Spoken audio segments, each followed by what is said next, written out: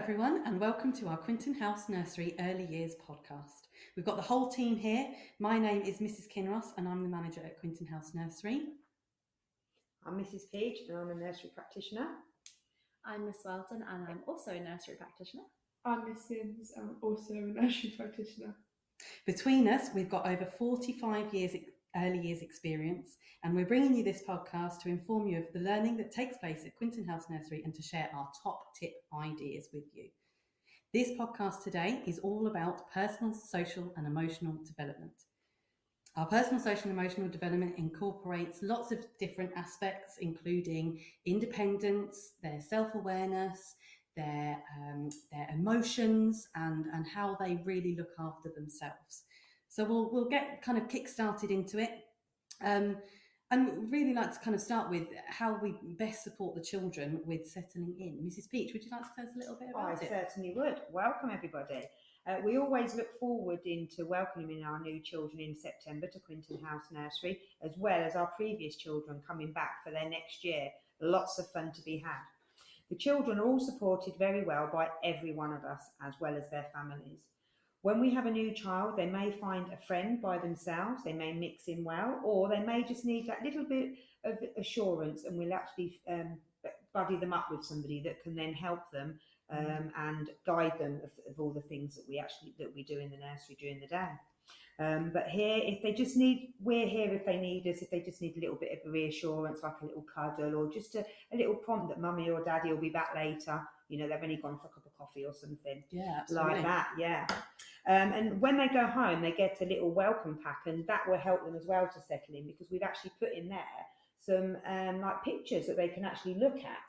And it's all the different bits of Quinton House Nursery that they can look at and share with you as well at home.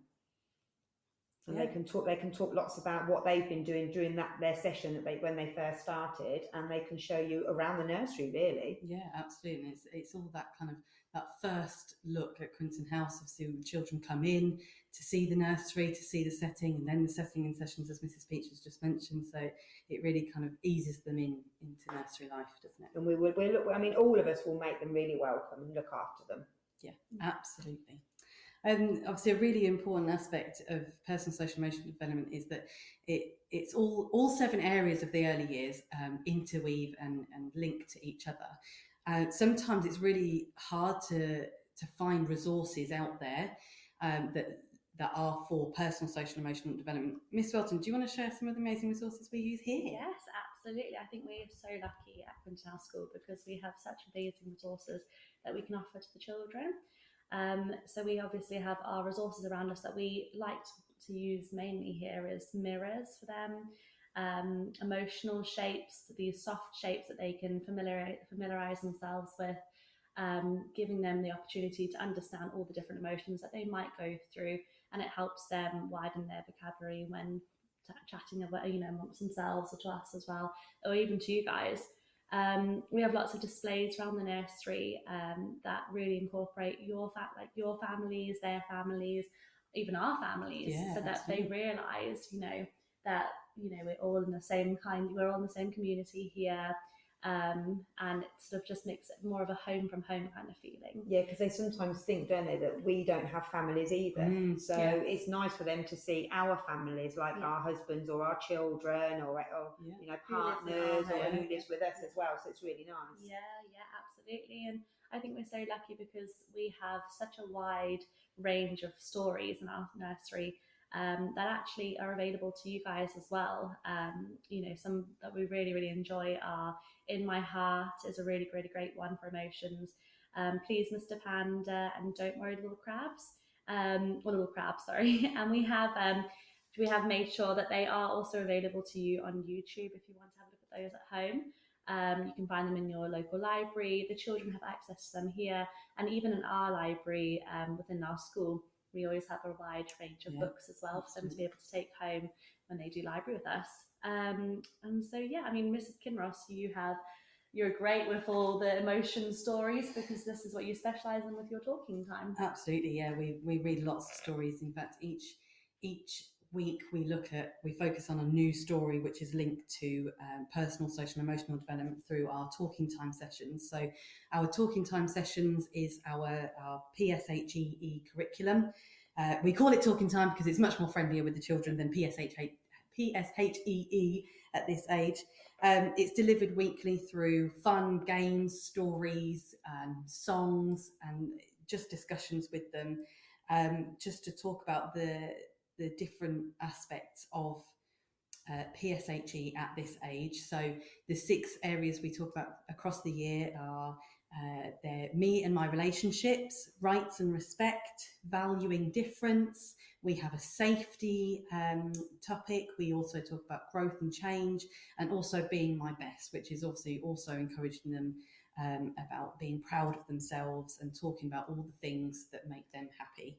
Because sometimes when you're talking about being proud of themselves, sometimes they get a bit disheartened, don't they, if they haven't done something right. And you think, well, no, you're proud of what you have done. Nothing's right or wrong. And it's all setting them up for the next stage of their life. You know, they need to be able to talk about themselves later down the line, even when they're going for jobs and, you know, talking much further down the line. It all starts in nursery, talking about what they're good at. Definitely. And what they can do, and encouraging them to be independent, so it builds that, you know, that independence and confidence that they can do it and achieve it.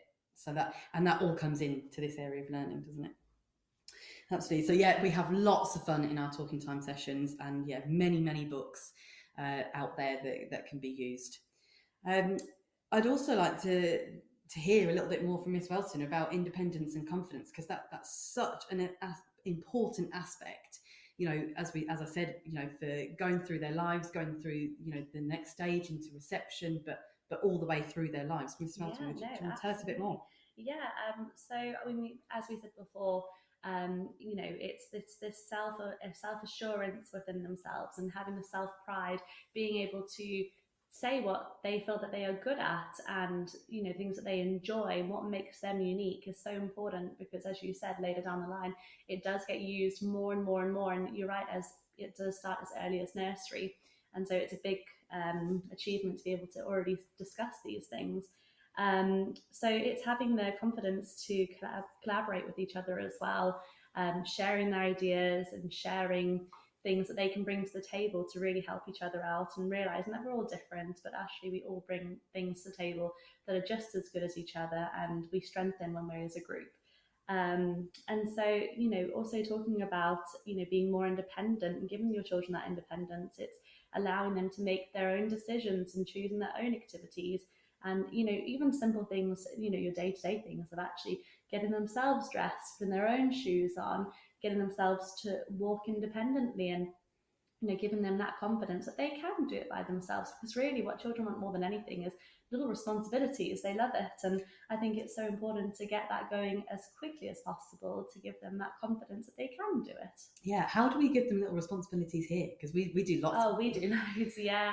I mean, even simple things of collecting their own coats and putting their own coats on, doing the flip it over their head method, is something that we really enjoy, and always encouraging them the best they can to do their zips and their coats, doing their very own shoes as well, you know, whether that is Velcro shoes or buckled shoes, you know, really encouraging them and really pushing them as much as you can, because once they have that achievement, there's that self-pride.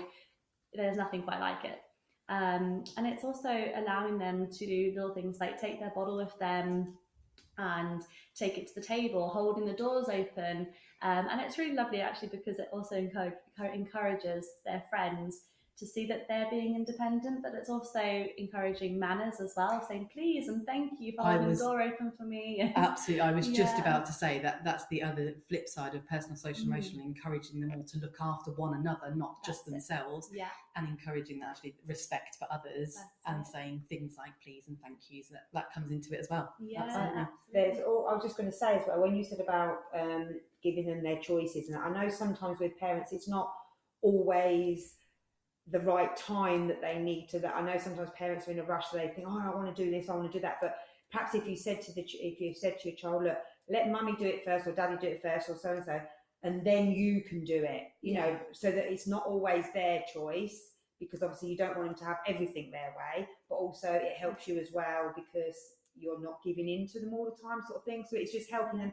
Like you can say, okay, well, let mummy do it now, because then you can do this, or yeah, we can do that in a minute, but can we do this first? Then you can choose your thing you want to do. Or out of the morning routine, okay, you've got 3 things that need to be done: putting shoes on, getting their breakfast ready, packing their bag. Okay, which one would you like to do this morning? That's a great idea. That's so a great idea. Again, just giving them that independence. Not taking away their independence, but actually giving them more of it, because actually it will make things a lot easier for yourselves as well, I suppose, because you've got happy, independent children who have so much self-pride and confidence in themselves, that actually what's greater than seeing your child be able to do that themselves. And and I think as a parent, modelling that, that I'm going to do my breakfast. Do you want to do your breakfast right now? Or I'm going to get my coat on and I'm going to do my zip. Can you put your coat on and do your zip?